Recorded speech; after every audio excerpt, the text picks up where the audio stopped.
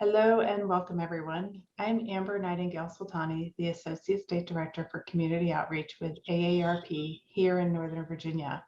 And I want to welcome you and thank you for joining us today. AARP Virginia is thrilled to continue our collaboration with the Osher Lifelong Learning Institute at George Mason University. This collaboration allows us an opportunity to bring our members a sampling of the rich programs that is offered each semester by Ali Mason.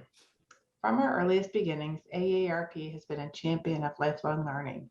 Our founder, Dr. Ethel Percy Andrews, once said, "The eagerness to learn, to pioneer in the development of new skills and new abilities, to broaden the personal scopes of understanding, to freshen the mind with new ideas and new concepts, to achieve new heights of knowledge, has no age restriction."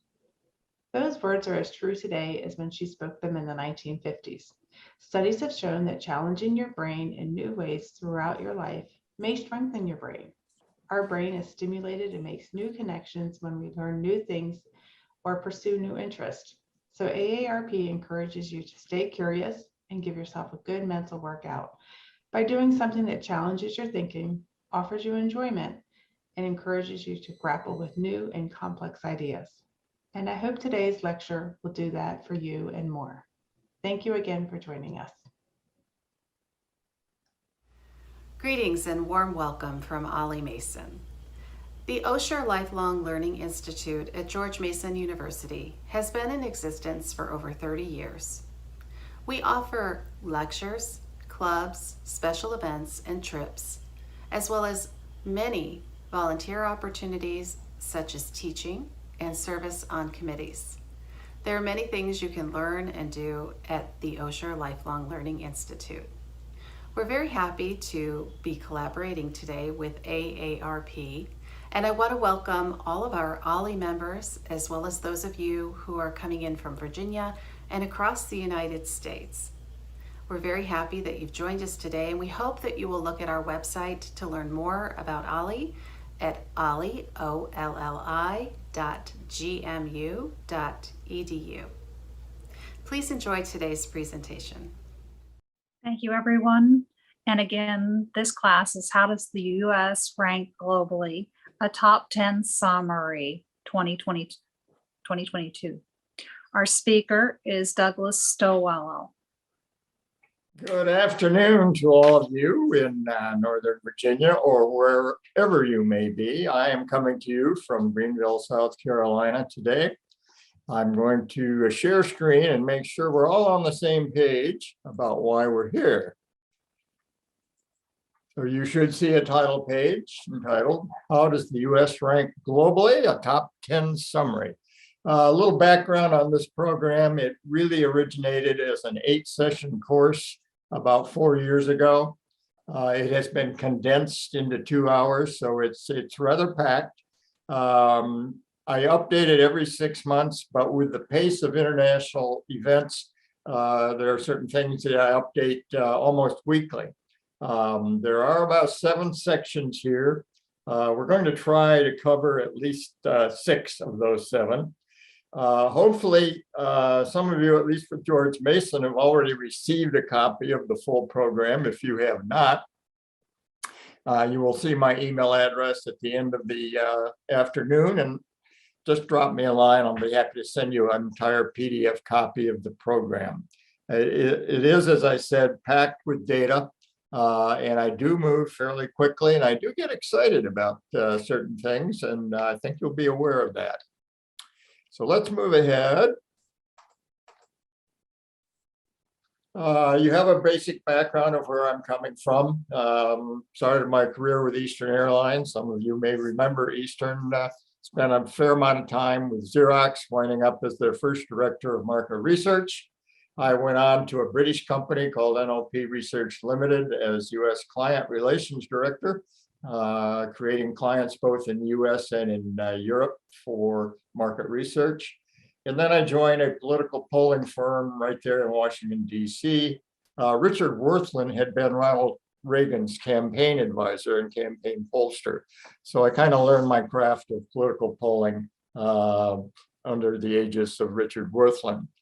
And she said, as Meg said, I started my own firm here, Market Resource Associates, actually in the DC area in 2008, and relocated here about 7 years ago. My goal in all of my programming is try to show you something you've never seen before, to try to give you an aha moment. I'm going to work very hard at that. Hopefully we'll find an aha moment for everyone here today. If I don't, let me know and I'll keep trying. These are two pictures that I took just north of here in North Carolina, foothills of the Blue Ridge. That tractor didn't get there by itself. That turtle didn't get there by itself. Now, I had nothing to do with either one of them being there, but I just happened to catch on the same day two different images of something you don't see every day. A recent fact, I'm going to start with this, a recent fact. Ken Burns has a new documentary out about the life of Benjamin Franklin. Fascinating. If you haven't seen it, do try to catch it on PBS. This is a woodcut illustration. Let me get my pointer on here. There's my nasty blue pointer. This is a woodcut illustration that appeared in 1754 in Franklin's paper, the Pennsylvania Gazette. It's the first instance of the American colonies being depicted as a snake. 20 years later, it was actually a South Carolina politician, Christopher Gadsden, who expanded the idea, created the flag with the coiled snake and the "Don't tread on me" phrase. The interesting trivia that I was not aware of is that Franklin chose the rattlesnake as a symbol because, one, it was native to North America, and it had 13 rattles. That's something you can drop into a conversation someday at an inappropriate time as you see fit. I want to review the issue of a fact or an opinion. Now, those of us, most of us have been around the ranch a few times. It's not our first rodeo, but I think this review is probably useful in that the area has grayed between fact and opinion in the last 10 or 15 years, particularly with the advent of social media. So we're going to go through a few samples and just make sure we're clear. Fact: Russia is the largest country in the world. Russian land area is more than 6.5 million square miles. No question about this. Been well confirmed by land and aerial surveys. It's a fact. Sample of an opinion: Sydney, Australia is the most walkable city in the world. Well, who says? Well, it's a reader survey conducted by Smarter Travel magazine, which is a high-end travel magazine. You and I might not agree if we've been to Sydney and have other cities to compare it to. We might not agree that Sydney is the most walkable city in the world. So that's an opinion. My background is research, consumer and market research and political polling. And there's always the who, what, where, when, and how of research. Who's asking questions? Who's answering them? What's the subject? What format is the survey done in? Where is it done geographically? And where is it done demographically? When was the survey started and finished? And when are the results reported? Some big survey programs aren't reported for over a year, and the world changes in that year. And of course, the technology of doing a survey is based around how is the sample generated and how is the projection to a total population made. And certainly that's where the bulk of survey research done today falls down. The sample is not generated properly, and the projection to a total population is not made properly or not made at all. But I suggest you all ought to ask, and I certainly ask, another question: why? Why is the survey sponsor paying for the survey? The example I'll use is the Democratic National Committee, could be the Republican National Committee, or any PAC, Political Action Committee. Typically, they supply the research contractor with the universe to be sampled. And typically that universe, are people who have subscribed to their publications or have endorsed candidates for their party or have in some way made known to them they have an interest in what their party has to say.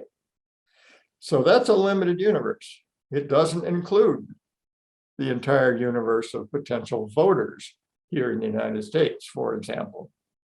So one has to question who's sponsoring the service, why are they paying for it, and when they report the results, how are they reporting the results? Are they reporting it as indicative of how the entire country feels about a subject, or are they reporting it simply a report as to how their subscribers feel? No, typically they infer, imply, suggest, or leave it up to the person reading the results as to whether or not it represents the opinions of the total population. So why is the survey sponsor paying for the survey? Always a good question to ask. We're going to be looking at a lot of survey research. Again, those of us who've been around the patch a while know that things aren't always what they appear to be.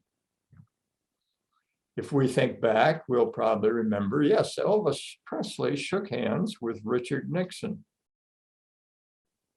But this picture has been floating around the internet for at least 15 years. And it's come to the forefront in the last 2 or 3 years. Certainly looks like Elvis Presley, and that certainly looks like Kim Jong-un, and looks like a legitimate picture. But you and I probably know it's not an accurate picture. In fact, it is what's called a deep fake. But someone in their 20s, 30s, or maybe even 40s who had never seen this picture or known about this event would have no reason not to assume that's a real picture. But again, it's not. It's a deep fake. All right. We have a lot of work to do this afternoon. Buckle up. We're going to do some warm-up top 10s just to get familiar with how we look at a top 10 and what we should try to take away from each top 10. We're going to spend a lot of time on the economy. In fact, I've added 3 or 4 slides recently that would become apparent when we get into the economy. We'll spend a fair amount of time here. I will take a break briefly at the end of that section. If you at that point have entered any chats, Mega's going to help me out here. We'll try to address 2 or 3 of those chats. We have a large group today. Certainly are not going to be able to get to everyone's comment, but they are welcome. I can remain online after the class. I can also certainly encourage you to send any questions, comments, or particularly criticisms to my email address. So we'll stop at the end of each section. We'll go on to we're going to combine environment and energy. I'll stop at this point here. We'll spend some time on education, very definitely. I won't spend a lot of time on crime and safety. It's in black for obvious reasons. It's a dark subject to talk about. There will be a number of slides there that we'll just quickly review. But then I want to spend a fair amount of time on healthcare, and we'll wrap up with the happiest nations. We may or may not get to the future. I can certainly tell you it is a shameless advertisement for a program I'm beginning in the fall called Future Perfect, where we will look at technology over the next 8 to 10 years, what's coming down the road. All right, having said that, let's do a few warm-ups. Hopefully you've had your lunch. You might want to do a little stretching right now. We're going to stretch your mind for sure. Example of a fact. Remember I said I wanted to go over some facts just to make sure we're clear in how to read a top 10 chart. Who are the largest countries in the world? Well, we already know Russia is at the top of the list. Canada, the United States, and China are all about equal in size. That was a surprise to me. I always thought our neighbor to the north was substantially larger. I grew up in Michigan, used to travel in Canada quite a bit. Always thought it was substantially bigger, but it is bigger, but not substantially so. Nor are we much different from China. So Canada, the US, and China are all physically about the same size. These are facts, well-established facts. If you work your way down the top 10 list, the 10th out of over 290 countries is substantially smaller than the top 5. And obviously they get continuously much, much smaller. These are facts. There's no debate about the top 10 countries. What are the best countries to visit in 2022? Well, we all hope we're going to get a chance to do more traveling. Still some great debate is about where best to go. And this particular survey was done in October of last year. It is, again, a survey of a high-end travel magazine called CN Traveler. Back then, their readers felt that Portugal would be the best country to visit, maybe most desirable when I went back and looked at the questions and the way they were posed, followed by New Zealand, Japan, and you can work your way down the list. Italy makes certainly every top 10 list. Iceland, that's good to know. I'm going to be spending a couple of weeks in Iceland in July. Greece, Croatia, and Turkey. Again, this was a survey done by a high-end travel magazine last October, before the Ukrainian conflict and before the rise of some of the more recent variants on COVID-19. We'll talk about that in a moment. So that's strictly opinion. You and I might not agree with that. Population. I didn't update the count recently. I did update it March 23rd. So that's coming up on a month old. But China, probably it's no surprise, the largest country by population in the world, almost 1.5 billion, followed closely by India. And the United States is a distant third. And you can work your way down, again, the top 10 list. And you can see our neighbor to the south, Mexico, is 10th largest country by population.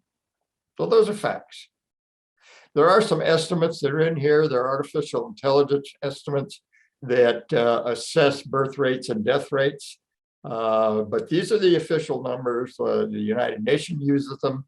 Any government uses them for international planning purposes.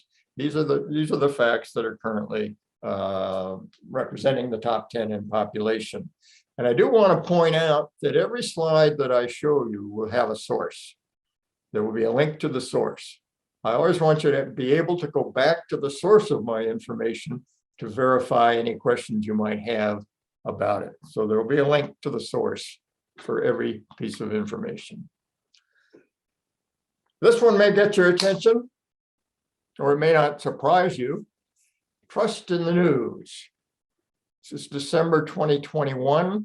This is the 3-year in-depth study done by Reuters Institute in Oxford in the UK. Reuters, of course, is the largest international news generating source. They began studying actually 3 years ago. It's a little over 3 years now. How people are getting their news. They ask a number of questions on 46 countries. I'm picking one question that was surveyed here of adults, a random sampling of adults in 46 countries. This is the proportion that trusts most news most of the time. Portion that trusts most news most of the time. Finland, almost 2/3 of the Finns in December of 2021 indicated they trust most news most of the time. You're going to hear me talk a lot about Finland as we go throughout the afternoon. Small country, 5.5 million people. They're going to show up on a lot of top 10 lists. Portugal, 61%, Kenya, 61%, Denmark, you can kind of work your way down. Everyone in the top 10, at least half of the adult population in December of 2021 trusted most news most of the time. Where did the US rank? Less than 3 in 10 US adults indicated they trust most news most of the time. You're probably not surprised that we didn't rank particularly high, but did you think it was that bad? I didn't think it was that bad. It is. It is that bad. I know we're tired, and you'll pardon the pun, sick and tired of the coronavirus pandemic, but it isn't over. Now, I updated this data last when, April 11th. So it's a little over a week old. It's a combination of some artificial intelligence estimates and actual data.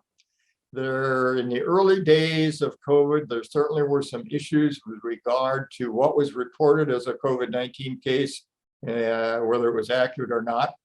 But certainly for the last 20 to 24 months, the data being reported is as accurate as we can collect worldwide. It comes from this source, Worldometers.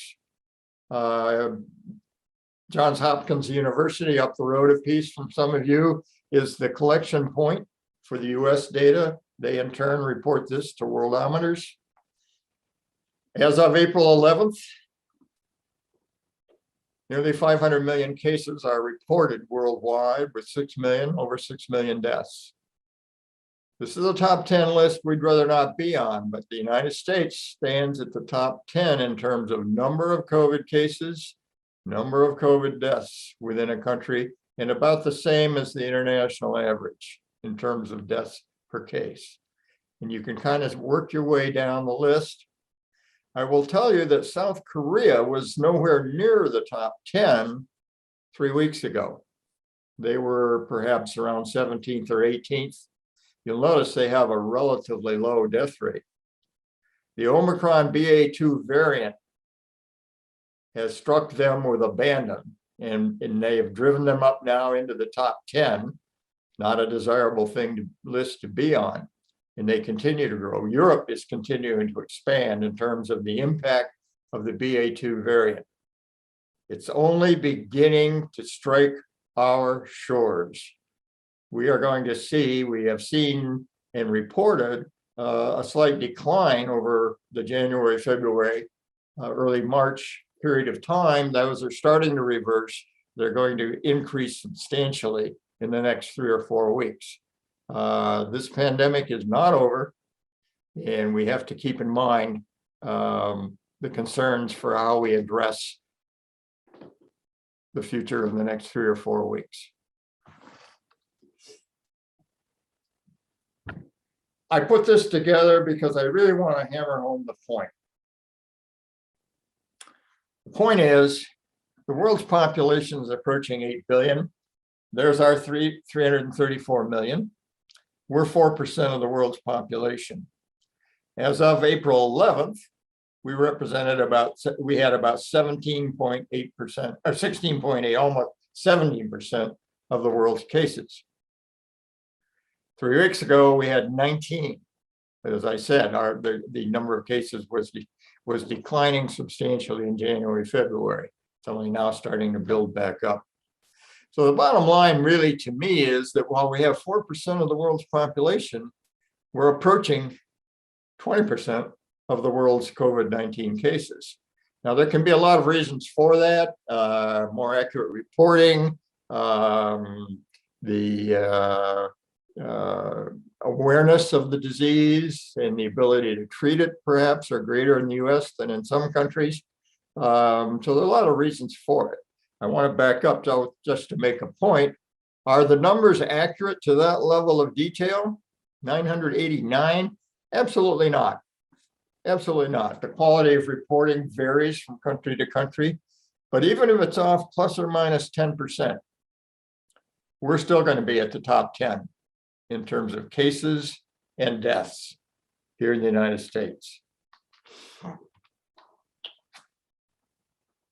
There's something I injected about 2 weeks ago. It's not anything to do with the top 10, but remember, I always want to try to show you something you've never seen before. World War I began July 28, 1914. World War II, that date has been, we've been reminded of that recently.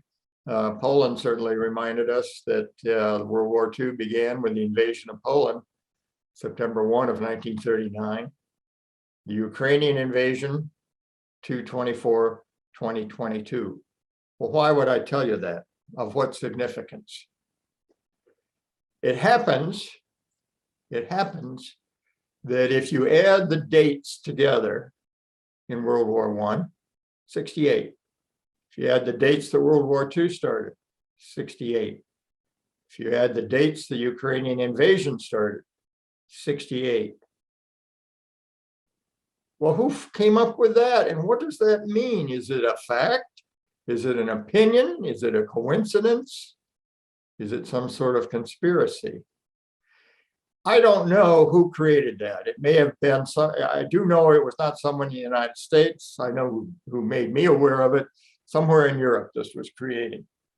They may have used artificial intelligence to search through formulary and come up with it. It's a pure coincidence. It's a pure coincidence.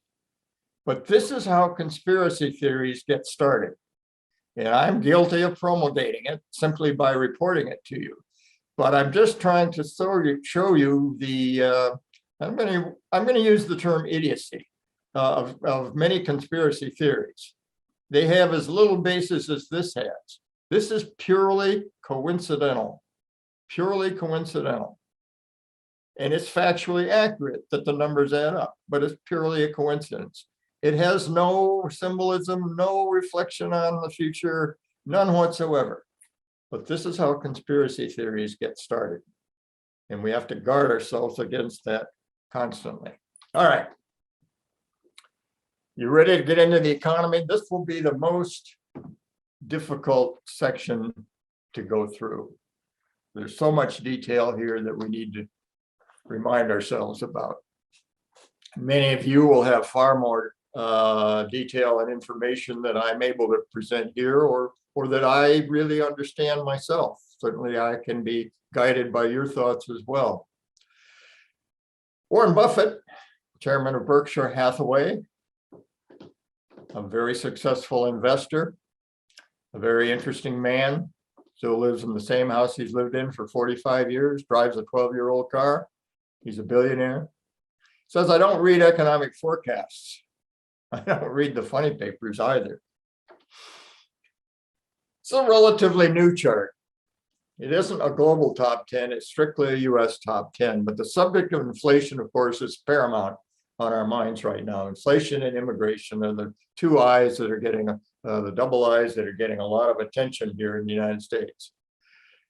I went back to look at what have been the highest years of inflation in the United States.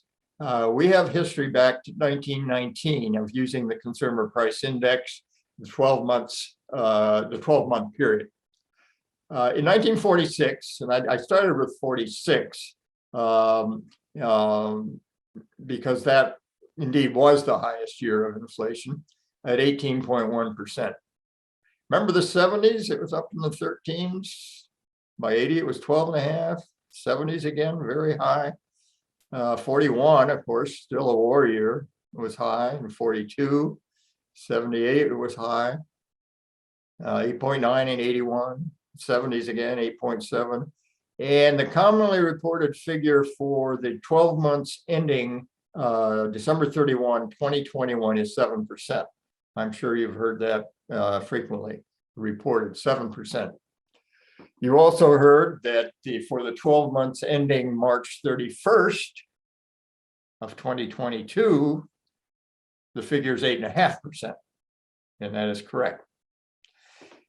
The Federal Reserve System started to raise interest rates on the interbank loaning a quarter point. They raised it a quarter point in April. They'll raise it again, probably a half point in May, and they're continuing to try to manage the economy to a soft landing, what's called a soft landing, by early 2023. Very delicate, difficult thing to do. We have a pandemic that rages on, and we have a war in the Ukraine, which is upsetting, certainly from an energy point of view. There are issues with regard to energy, let alone just the issue of a war.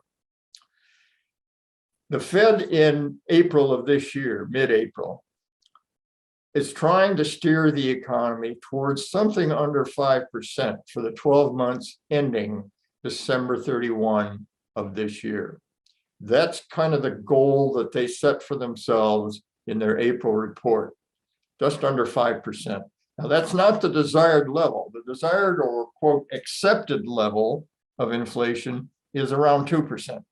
So there isn't any expectation we will get back down in 2022 to that accepted level, if you will, of 2%.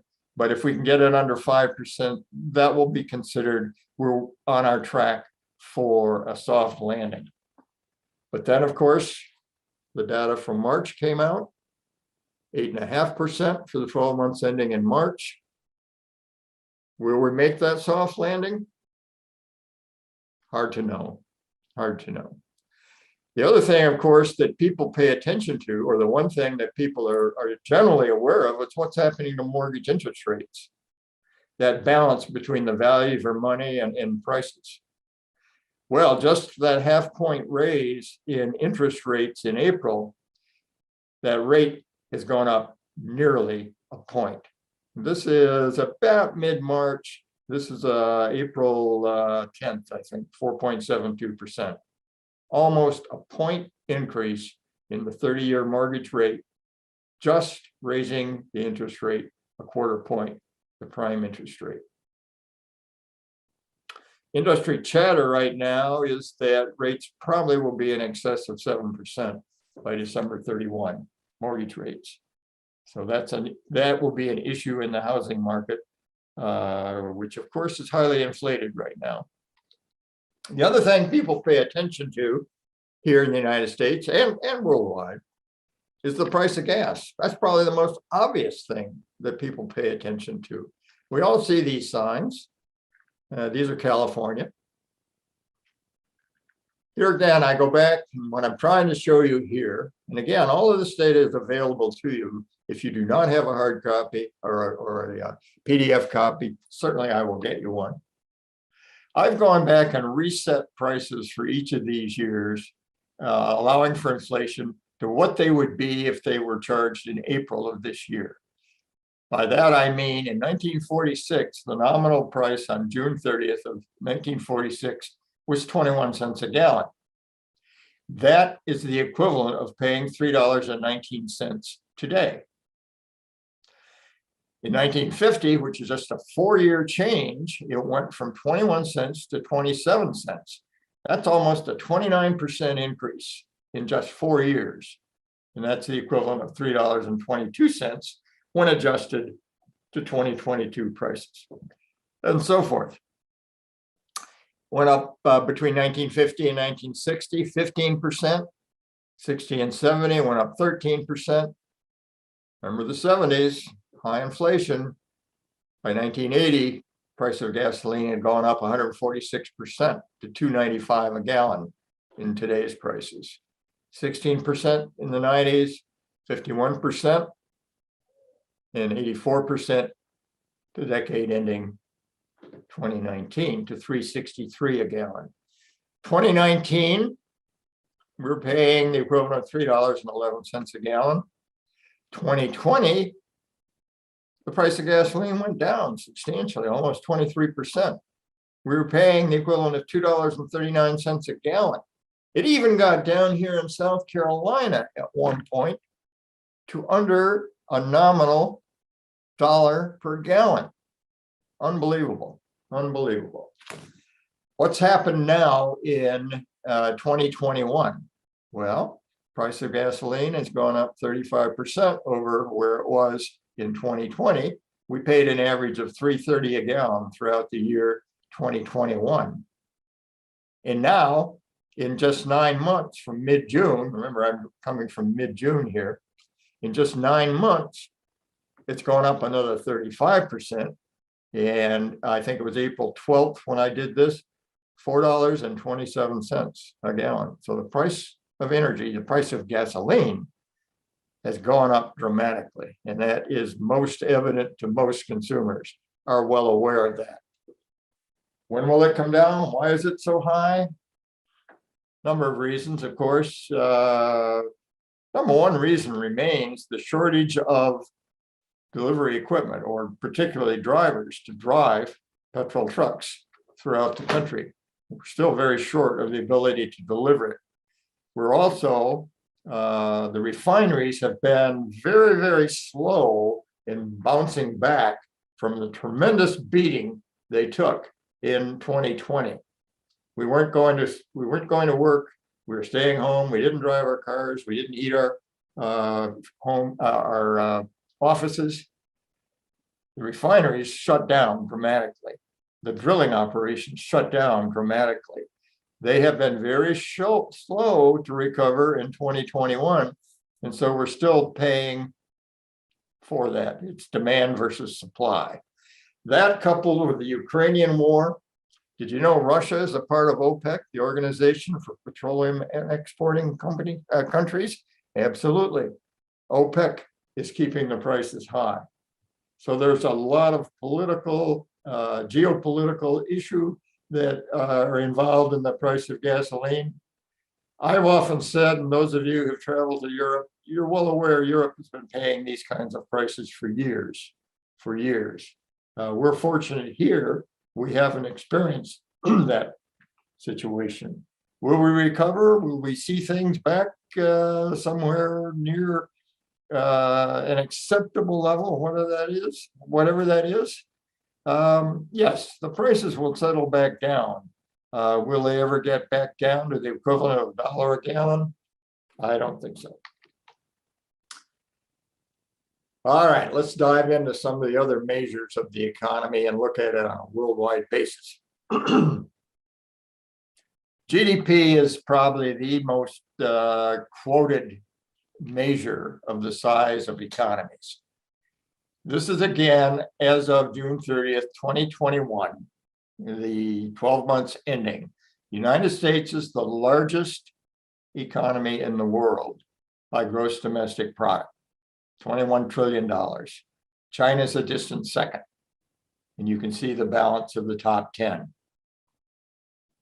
So we are decidedly the largest economy in the world. And those are the numbers you'll be most familiar with. You're most likely to hear quoted.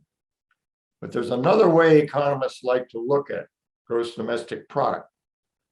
I'm not going to read, or you don't need to read necessarily all these definitions. You can go back and look at it if you have the PDF copy, or I'll certainly send you one. It's called purchasing power parity. I wanted to find a way to explain that to myself first, and then to someone else in words that I can understand and you can understand. What do people eat for breakfast around the world? Well, here in the US, this is probably the most commonly ordered breakfast at a diner, or maybe served at home: 3 strips of bacon, 2 eggs over easy, whole wheat toast, coffee and orange juice. Yeah, we'd all recognize that. We probably all of us had a breakfast very similar to that in the last week or so. What do they eat in China? Well, they might have soybean milk and deep fried dough sticks with some bean broth. They might have some steamed buns with stuffing. Okay. What about in Italy, just for another country? Well, the Italians don't eat a very big breakfast. It's a very light meal. They eat their big meal in the middle of the day, and then later on in the evening, another good sized meal. But coffee, some pastries, and some juice. All right, so why have I told you about breakfast? If we look at gross domestic product on a purchasing power parity basis, what that means is, what can a consumer buy and what's the value of their money? Let's say that breakfast in the United States, this one over here, let's say we're at a diner and those eggs, bacon, toast, and coffee and juice cost $10. And let's say the average wage earner earns $200 a day, just for easy round numbers. That $10 breakfast is about 5%. It's exactly 5% of average daily wages. Okay. In China, that typical breakfast in China is going to be a lower percentage of the average daily wage than it is here in the US. In other words, that consumer is getting greater value for their earnings than here in the US. So they have greater purchasing power, if you will, within their own economy. That's a broad, simplistic definition of it, but it gives you the idea. When you restate things in terms of purchasing power parity, China has a more robust economy, 27.31 trillion. We're stuck at that 21.44 trillion of dollars. This margin is growing as China develops a burgeoning middle class. Do you know Buick is one of those popular cars in China? And GM has a plant building Buicks there. They love Buicks. Tesla has a plant there. They love Teslas. We'll talk about that later. So that is another way of looking at the economy. I don't use a lot of charts. I make you stare at numbers just to get a feeling for them. One of my students who attended one of my classes sent this chart to me. I think it's an interesting chart. The world economy is about 94 trillion. You can break it into 1/3. Here's North and South America. Right here, this is North and South America. That's about 1/3 of the $1 trillion economy. Here's the Far East, China being the anchor economy, Japan, India, South Korea. That's about 1/3. And in the last third here would be Europe and Africa. It's just rather curious. They roughly break the world economy into thirds. Warren Buffett says he doesn't look at forecasts. I look at a couple here. I'm very familiar with the Lowy Institute. They're an Australian organization, been in business many, many years, have an excellent track record for forecasting the economy at least 2 to 3 years out. This is a pretty broad leap to go from 2021 to 2030.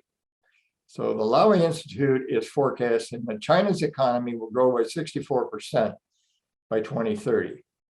Not very bullish on the US. Bullish on India, not very bullish here. Indonesian economy, not at all bullish on South Korea, and moderately bullish here. So that's their forecast. I looked at another one. This is an organization called the Visual Capitalists. They're in Toronto. They're relatively newer. Again, their track record, although not as long as the Lowys, it's been good in the 2 to 3 year range. Their 2030 forecast is extremely bullish. Look at China. Look at India. Not very bullish on the US.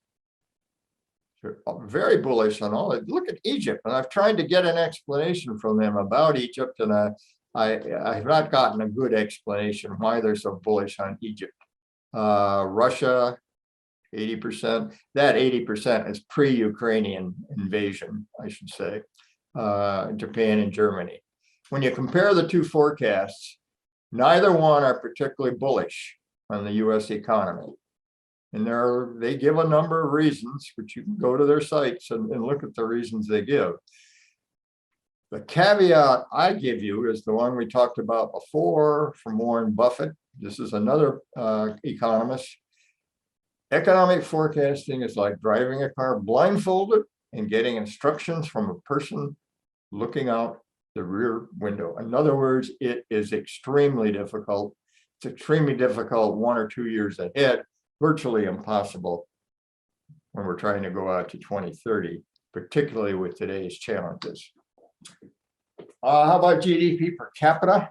I like per capita. It can tell you a good story sometimes. Sometimes it tells you the wrong story. This is GDP for that same 12-month period ending June 30th of 2021 per every man, woman, and child in each country. Now, Luxembourg and Switzerland, you can kind of discount it being at the top of the list. There's a lot of expatriate money invested there, a lot of foreign capital invested in those countries, many of it to avoid taxes, kind of distorts their overall economy. Look at Ireland. Look at Ireland, highly productive economy on a per capita basis. So is Norway. We're not bad. We're not bad at 69,000 per capita. Iceland, very small, 355,000, but they're very productive. Denmark and so forth. World average, of course, is much, much lower, 12,000 per capita worldwide. I want you to be aware of the OECD. Why? Well, they're an organization that was structured in 1960. US joined in 1961.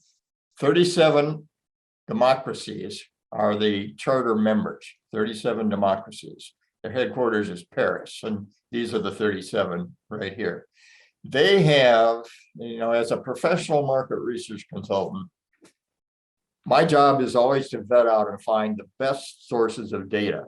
And OECD has established over 50 to 60 years contacts within not only the 37 democracies, but at least 50 other countries where they can get established quality information on virtually any subject. I'm going to show you a lot of results that were collected by the OECD. Like wages, average wages. Probably not a surprise. The United States is at the top of the list in wages. Look at the growth between 2019 and 2020. A lot of that was early driven by the pandemic. Remember in 2020, we first began to experience shortages of labor. People were leaving their jobs saying, I'm not going to work at this job anymore. They started businesses, they looked for other careers. We began to see the impact on wages. The market started to drive wages up in 2020. 2021 data isn't available just yet. But then you can go down the list and see how it has all changed. Look at Mexico, 36 out of 36 democracies. Really low.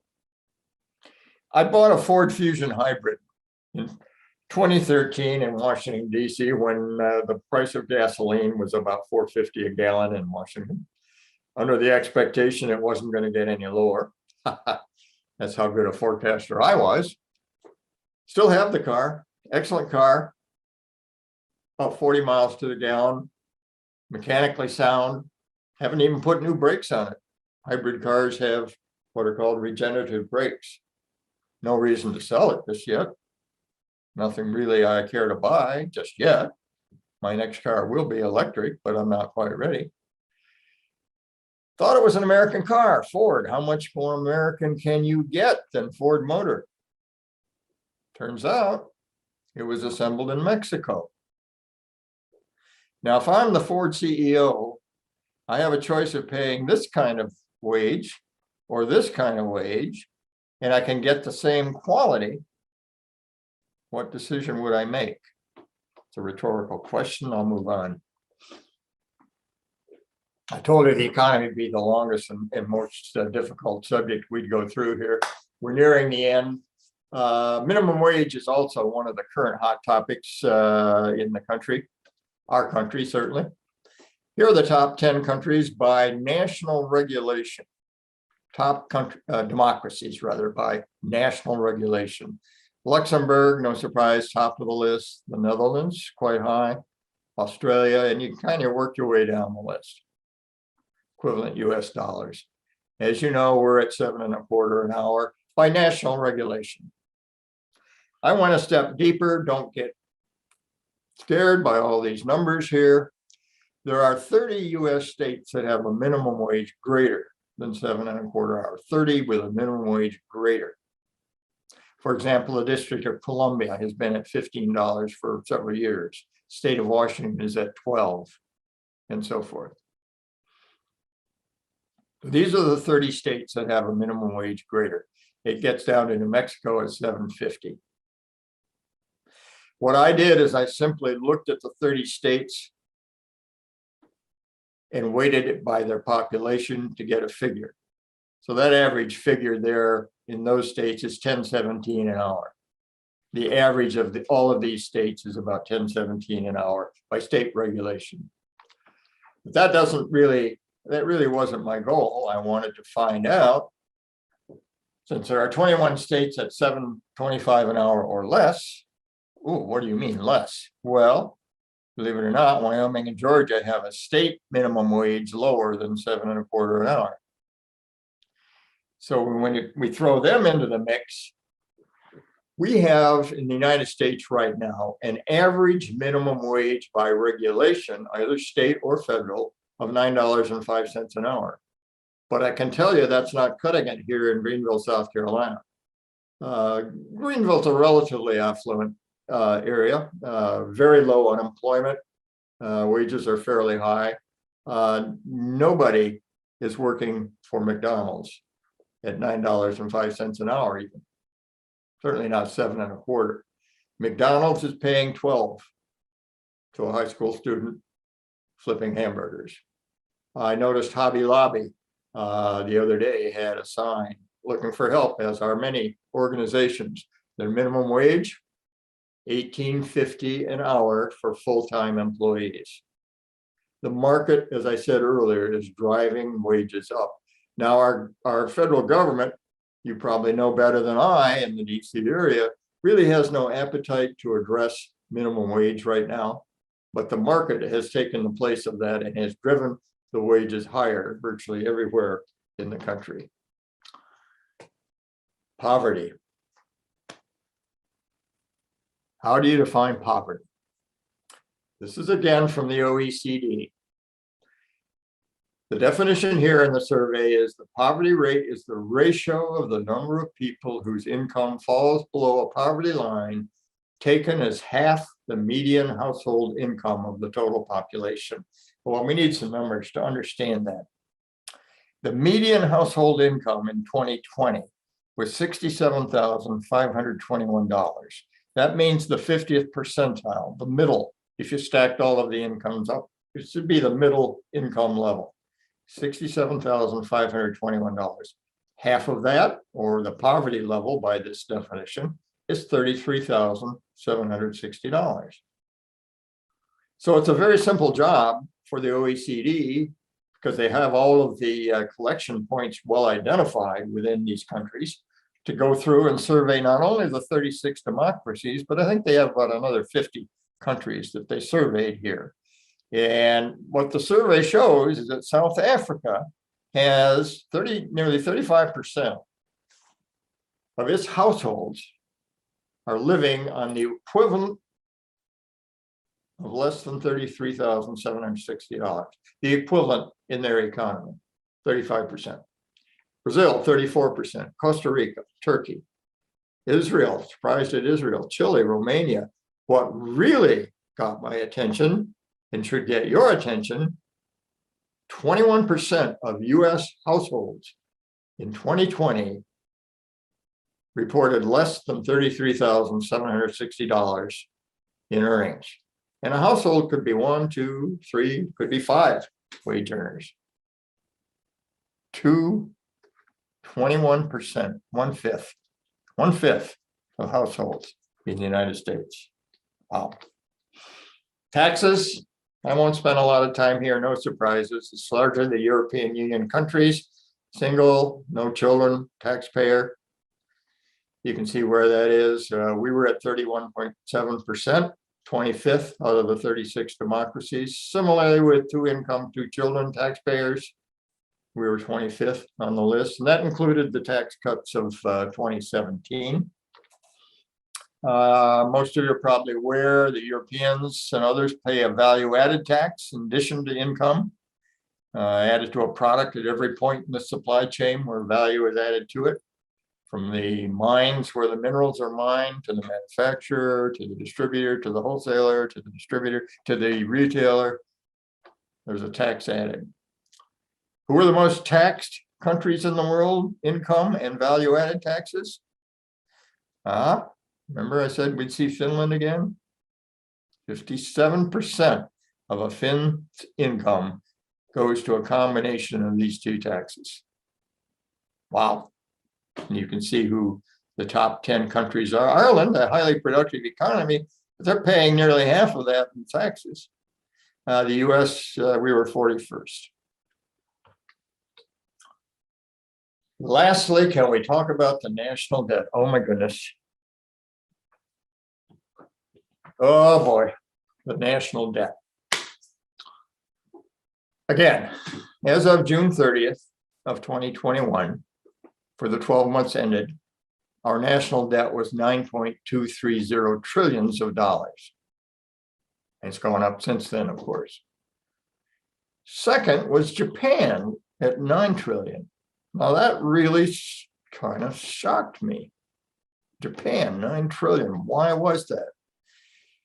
Someone suggested I look at the debt to GDP ratio. Well, what is that? What does that mean? Well, if this number were 250, that would mean 250%. That would mean the Japanese debt was 2.5 times their gross domestic product, 2.5 times their ability to produce goods and services. Wow, how can that be? How did they let their economy get that in debt? Rhetorical question. I don't have the answers, but curiously, then where's the US in that? Here's Venezuela twice, Sudan, Greece. Greece went through some very serious economic problems about 3 years ago. All of these are over 100%. At that point in time, our national debt was about 7% over our GDP. Nowhere near anything like that, but still increasing. So it kind of puts it in perspective for us. Whew. Wow, I'm going to stop sharing. Take a breath. Meg, I see there are a few chats there. If you want to read a couple to me.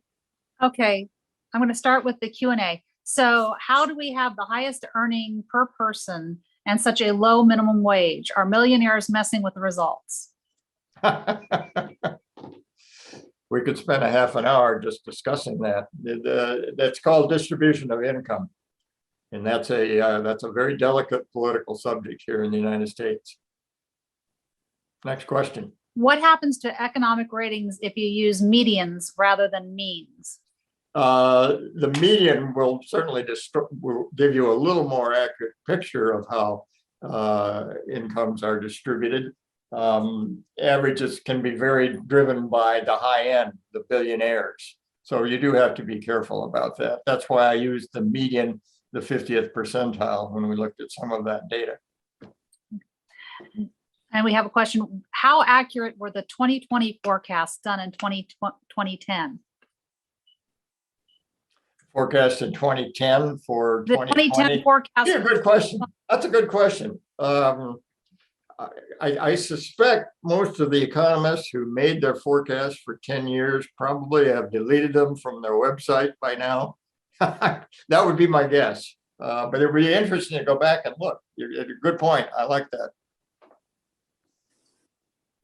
A lot of these go back to the COVID, and people are questioning certain countries that are not seeming to report and don't make the list. With regard to COVID?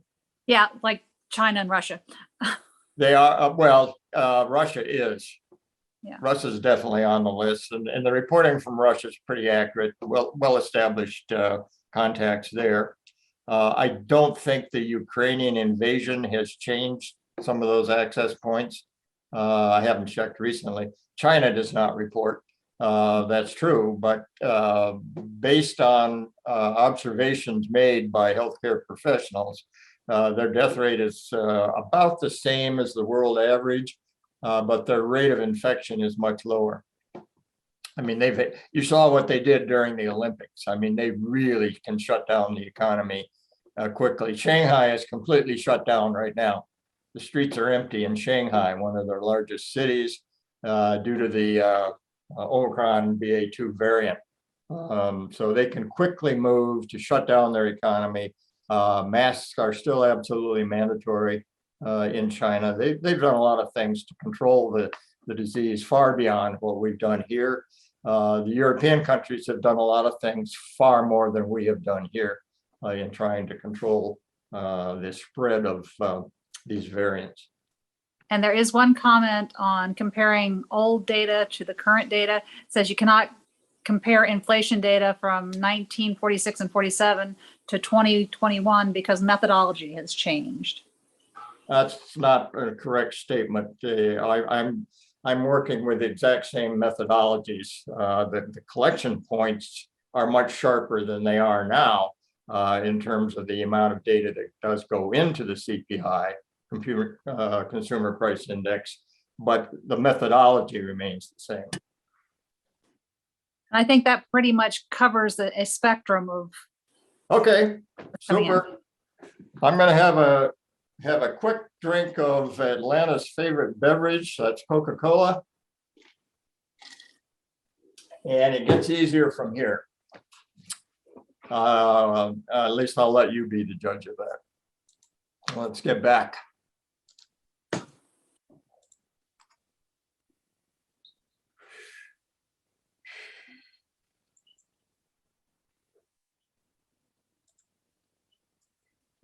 All right. I'm going to we're going to look at the environment and energy combined here, and then we'll stop and talk.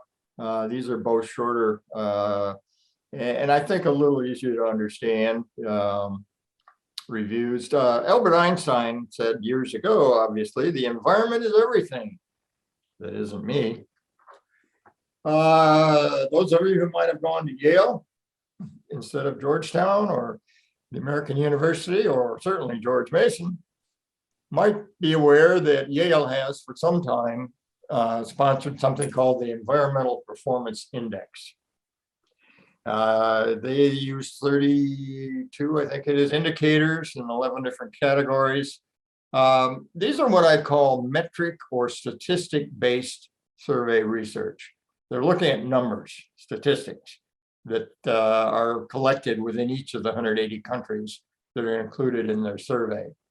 So it tries to use hard data, what I call hard data. Again, statistics on all of these things, ecosystem vitality, air quality, water, sanitation, and so forth. The opinion comes in and how they assemble all of that material into an index. So yes, there is opinion associated with how Yale has assembled this data into an index. They certainly are trying to do it on a fair and balanced way. There is no intent on the part of Yale to skew it to one country or another. Having said that, here's where the 2020 Environmental Performance Index came out. It's done every year. Denmark is thought to be the country with the greatest concern for, involvement with, and the amount of investment they have made in addressing environmental issues. So they're at the top of the list, closely by Luxembourg, Switzerland, the UK, France. Remember, I said the European countries are far more advanced than we are. Here's Finland again, my favorite small country. Most of these are European Union countries. Iceland at 72, Canada at 71, but we're not bad, 26 out of the 180, but we're certainly not in the top 10. So that's one view of environmental performance. Here's another one that's strictly opinion. It asks a random sampling of adults, you know, how well we think we are doing with regard to, are we engaging in processes and practices that are sustainable? Are we reducing and minimizing harm to our ecosystems and environment?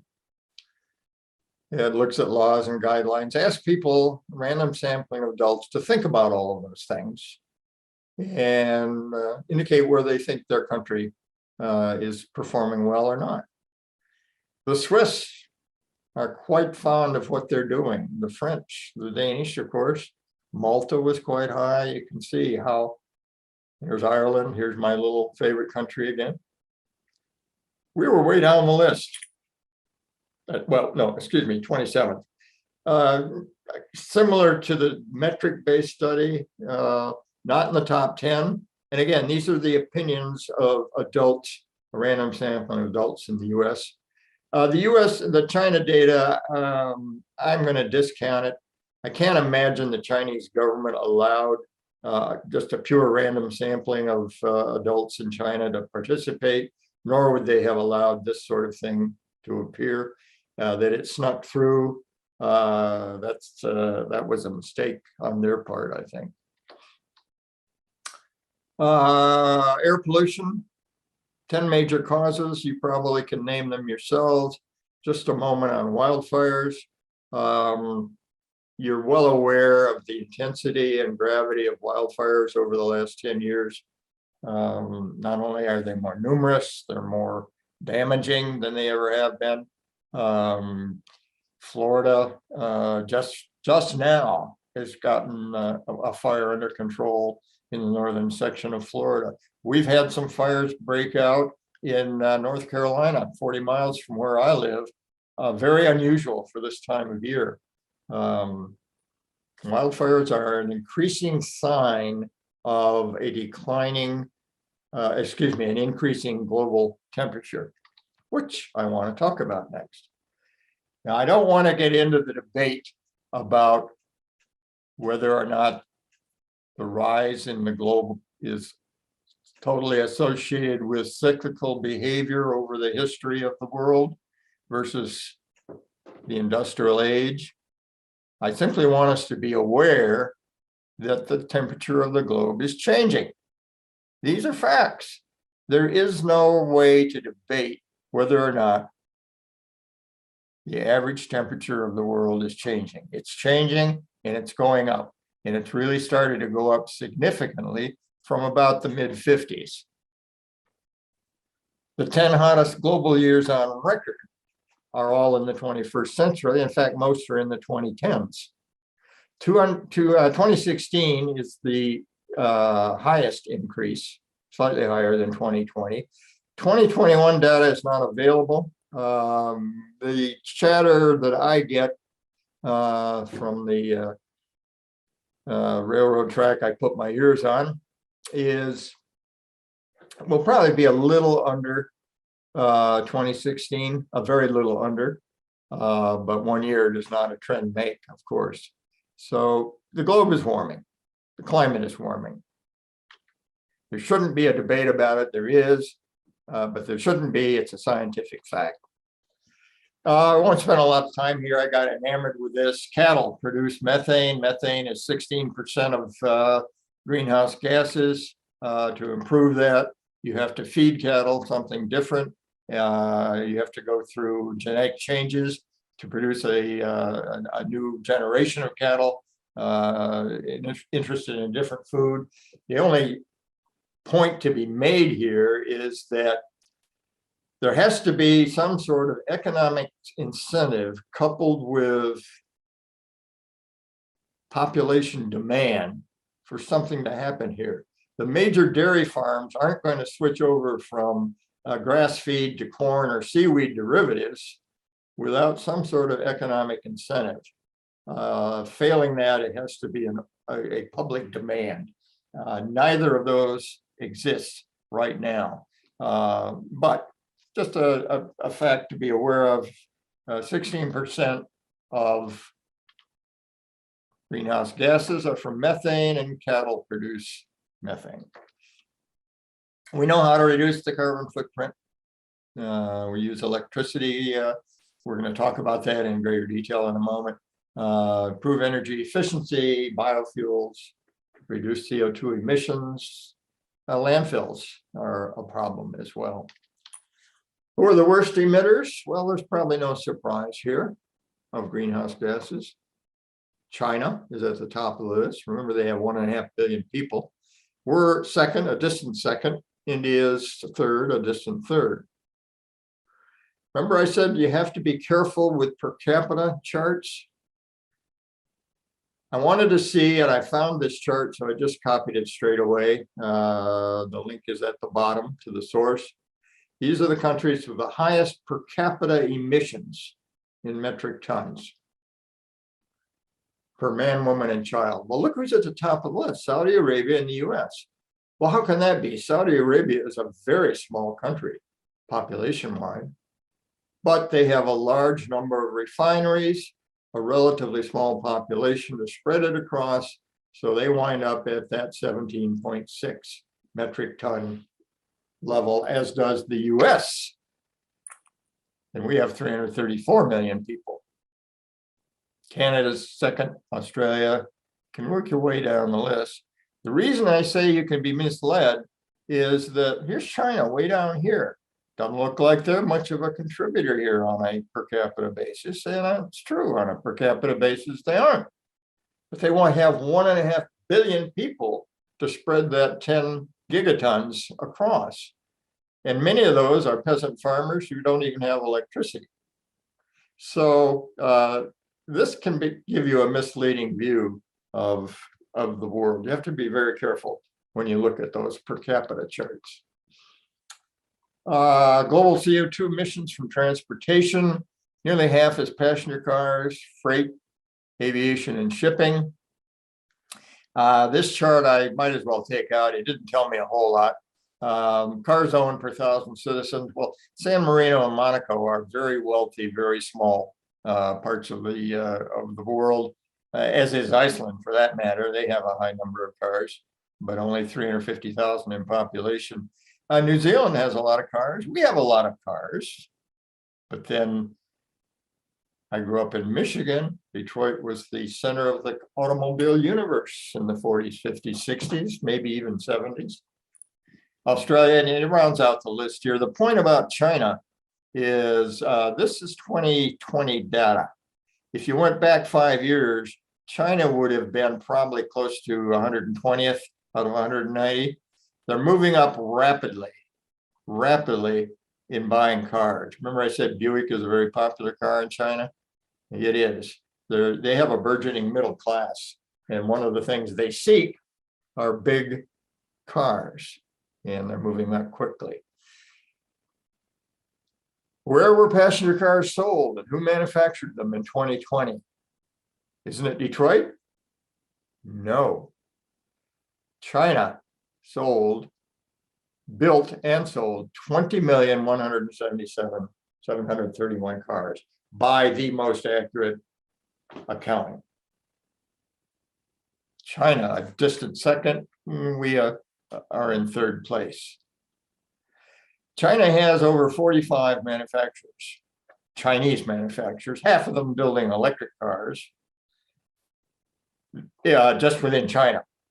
They have a large number of manufacturing plants outside of China, including 2 that are being built here in the United States. They are very aggressively moving into the electric car area.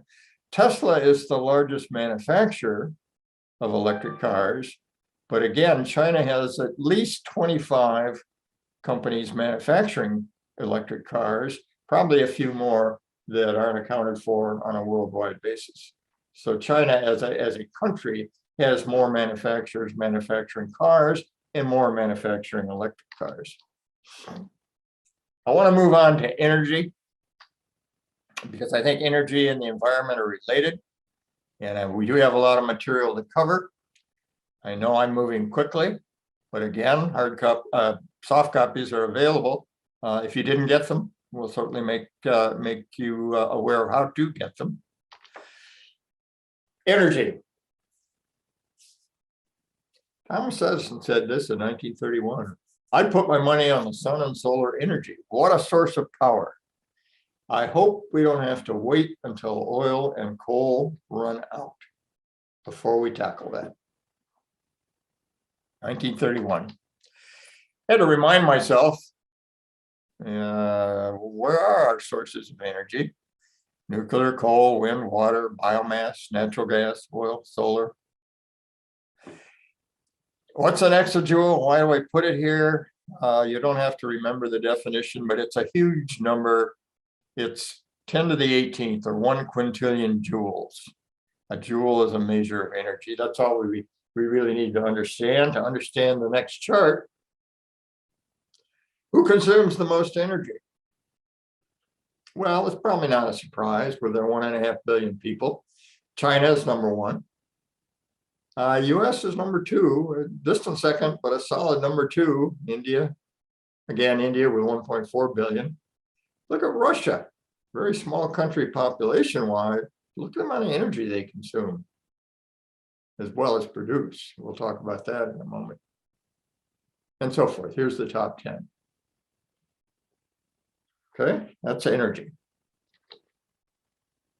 Here's a per capita chart. Again, you have to pay attention to. So you get the right impression. I couldn't do a better job, so I copied this one. The source is listed below there.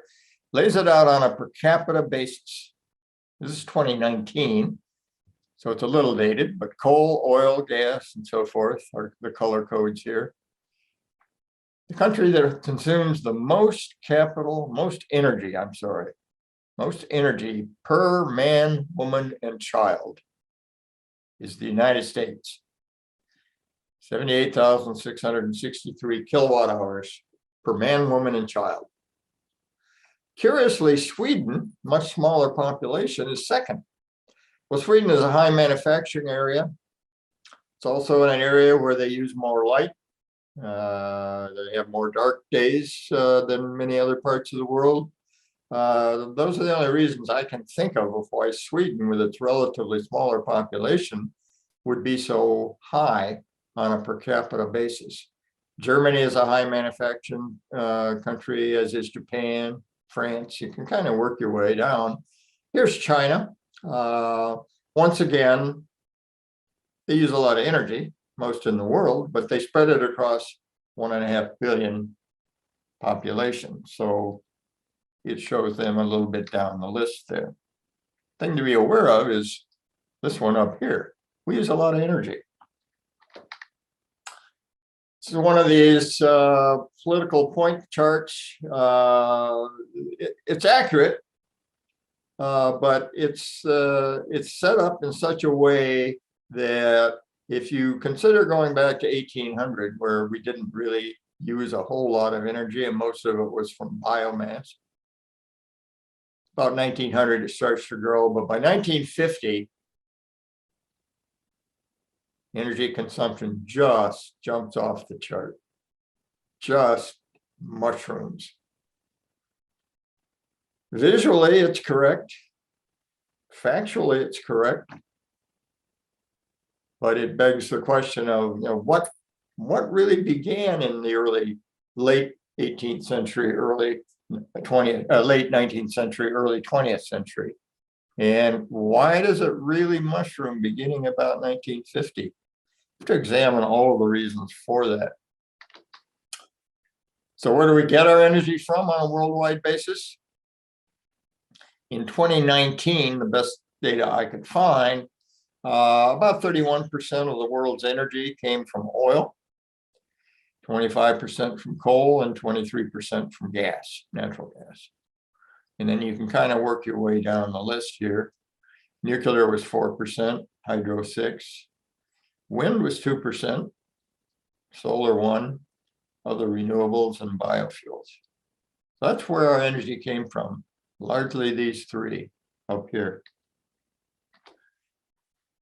In the US, where do we get our energy from? And here I have a little more updated data. It's 2020. This is the change from 2019 to 2020. What's going on here? Whoa. It went down. Went down in gas. Went down in coal. Went down in nuclear. Went down in biomass. It went up proportionally quite a bit in wind, a little bit in hydro, and proportionally quite a bit in solar, and a little bit in geothermal. But overall, our energy consumption between 2019 and 2020 is down about 6%. Well, why? Well, that's the impact of the pandemic. Once again, we weren't driving our cars. We weren't heating our offices. That's the impact of the pandemic in 2020. The chatter about 2021, we probably will not come back to the exactly or that level, but close to it. Close to it. Who has the most installed renewable energy capacity in the world? Installed renewable energy. It's China. And it's largely solar and some wind.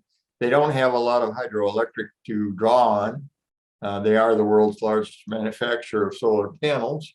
They've been at it the longest time in terms of installing them.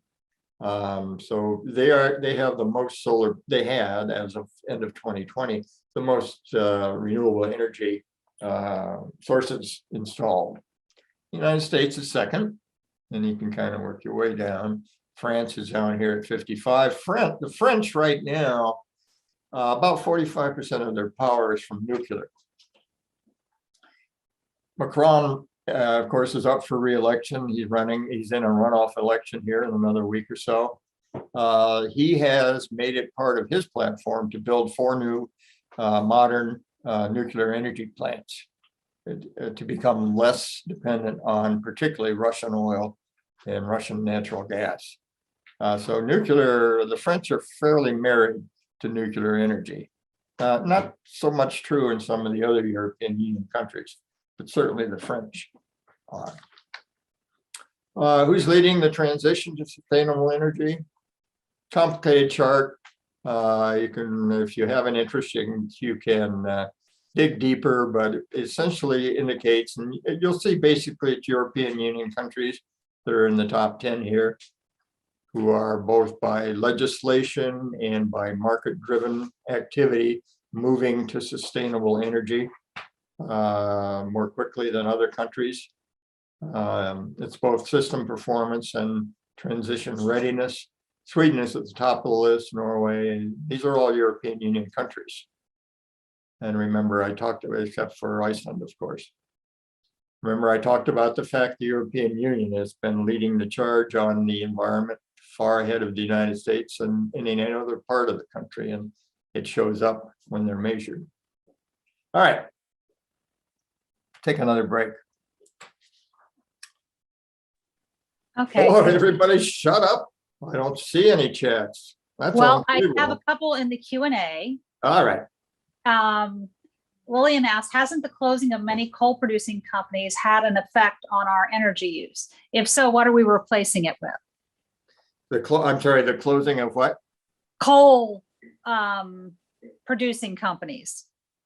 Well, here in the United States, coal is being replaced by natural gas by and large right now. And that gets you into the whole issue of fracking and the environmental concerns over fracking. You know, we could have a lot more natural gas if we were willing to take greater risks with fracking. But I think at the moment, there is a popular awareness that fracking is not good for the environment, and therefore there aren't more activities going on drilling for natural gas. But that's basically what's been replacing coal. Gradually, solar is coming into prominence in the US. Wind is actually slightly far ahead of solar, particularly out west. So we are moving in renewable directions. There's no question. Are we moving fast enough? I guess it depends on your point of view. What effect does using resources for animal products have on the environment? I'm thinking, you know, some of the earlier biomass activity was dried cow manure used as a fuel. It did have some sort of odor associated with it, but technology has created ways of defuming some of those biomass activities now, where they are less pungent. That's a quick response. I'd have to dig a little deeper to find a better explanation. And then we've got one, a major source of energy for Israel is solar, yet they are not listed in any of these charts. Why? Simply the volumes. Israel is a relatively small country. Okay. I do have one on Chinese cars, and they're asking if they're just making cars for China because they don't think they've ever seen a Chinese branded car in the US, Canada, Mexico, or even Europe. They're fairly, probably, as I recall, at least on the electric car side, I don't know about totals, but on the electric car side, about 2/3 of what they produce in electric cars goes outside of Europe, largely, or outside of China. largely in Eastern countries and in Africa in particular. The Chinese have tremendous investments in Africa and see it as the next real gold mine, and are doing everything they can to build relationships in Africa, even building plants there as well. So you'll see a lot of Chinese electric cars in Africa. You're right, not so much in Europe. There are a few here in the US. I've seen a few. If you are aware, the New York Auto Show is on. China has a big exhibit at the New York Auto Show of some of their electric cars. So they're coming. They're coming. All And right. I think that catches us up on questions. How are we doing on time, Meg? We're just about at time, but how much more have you got? Oh, 3:45? Wait a Is that our second. endpoint? Yes. You're kidding. No. Oh, my goodness. Okay. I will skip very quickly then. Literally 3:45 is our endpoint, 2:15 to 3:45? Yes, sir. I thought we had 2 hours. No, an hour and a half. Okay. Sorry. I remember Hubert Humphrey was once asked when he was on the campaign trail, a reporter stuck a microphone in front of him and said, Mr. Humphrey, I have just half a minute here, but can you say a word about that issue? And Humphrey looked at him and said, 30 seconds, I can't even say hello in 30 seconds. That's me. Okay.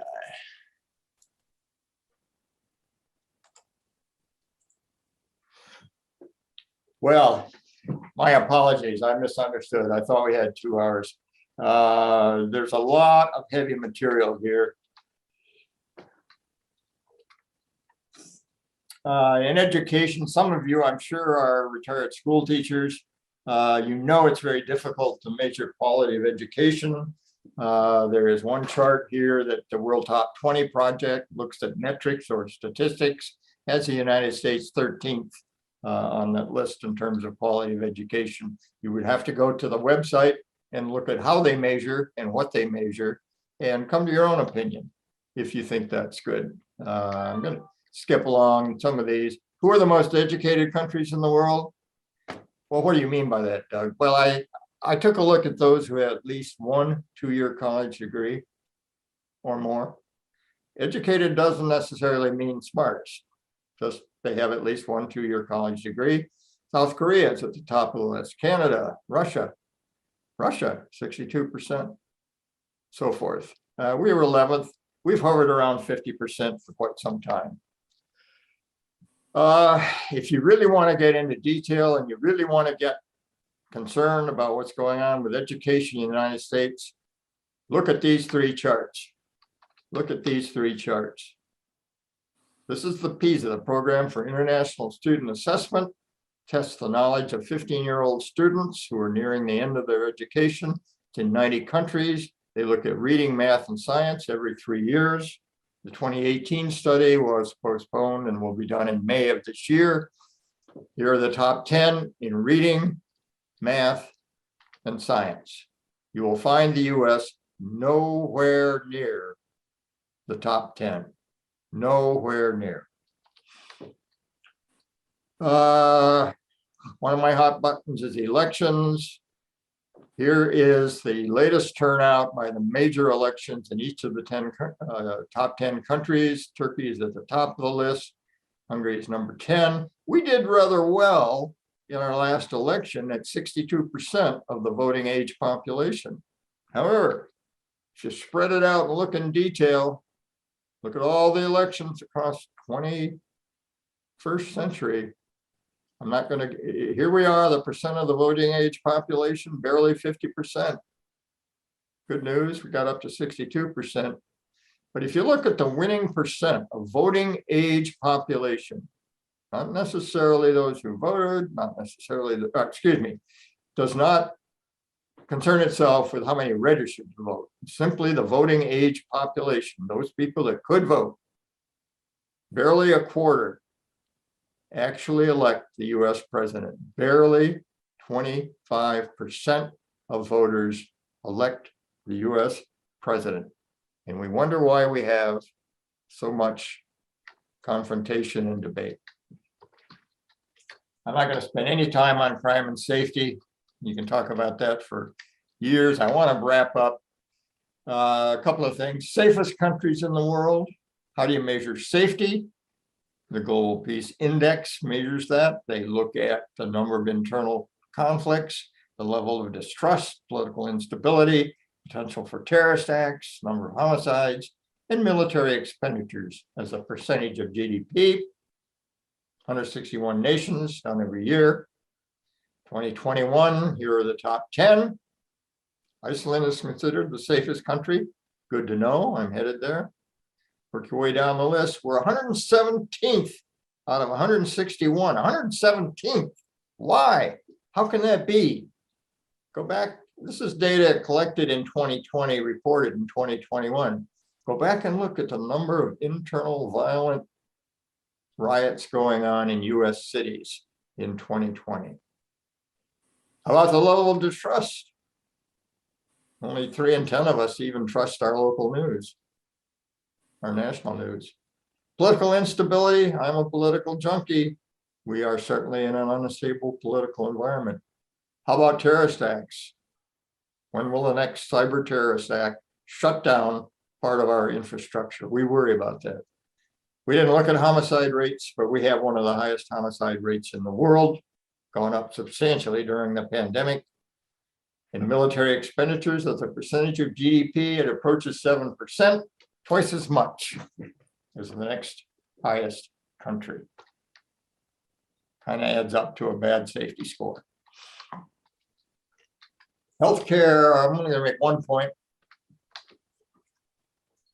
Again, I'm back to OECD, the 36 democracies. I'm looking at what Australia paid in 2000 as a percentage of their GDP for healthcare and what they paid 19 years later. And that's reported for all of the countries here. US at the bottom of the list. Wow. We pay 12.5% in 2000. We're now in 2019 at nearly 17%.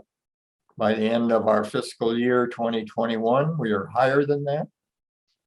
Here are the highest 5 of the democracies, 17%. All these European Union countries, about 11. China and Russia data is accurate. We have, OECD has excellent sources of healthcare data in these countries. They're paying about 5% of their GDP in healthcare. What's the one thing they all have in common here? Rhetorical question. You can answer it yourself. Every single one of these countries has some form of universal health care.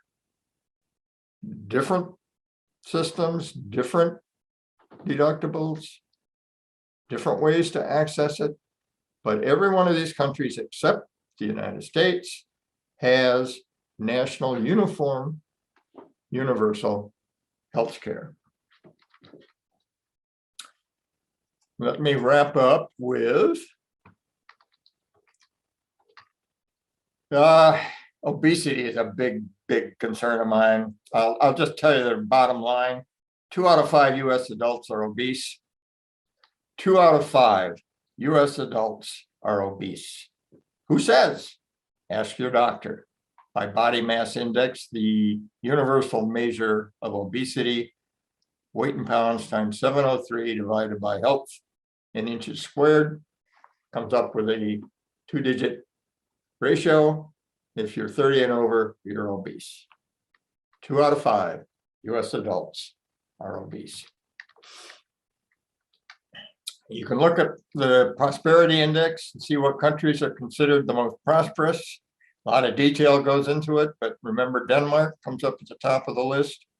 Again, Norway, Sweden, Finland, again, European Union countries are at the top of the list in terms of most prosperous nations. We were 20th. 20th. Who are the happiest countries in the world? Let's kind of end on a happy note.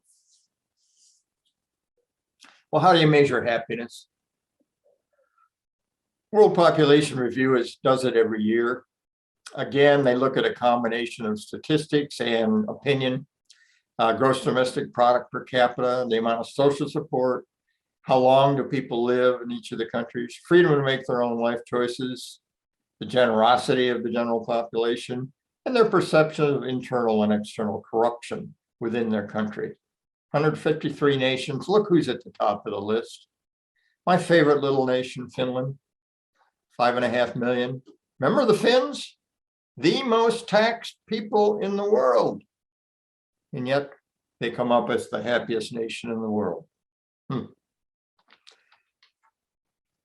Very last thing, for those 3 or 4 of you who have managed to hang in here, I realize we are running a little late. A little different, but I'd like you to think about this. If we consider the world's total population quickly approaching 8 billion, and what if we considered a scale that totals 100 points on different characteristics of the population? By that, I mean each color here is a different characteristic. 60% of the world's population live in Asia, 15% in Africa, 11% in Europe, 9% South America, 5% North America. The urban, suburban, and rural, basically live in cities means city and suburban. Countryside is pure countryside, about an equal split. How many have cell phones? I think this means adults. 3/4 of the world's population have cell phones. Some countries never had landlines. They skipped over that whole infrastructure. They couldn't afford it. So when cell phones became available, they moved into the cell phone era. 3/4 of the world's adult population have cell phones. However, only about 70% do not have internet access, including some parts of the United States.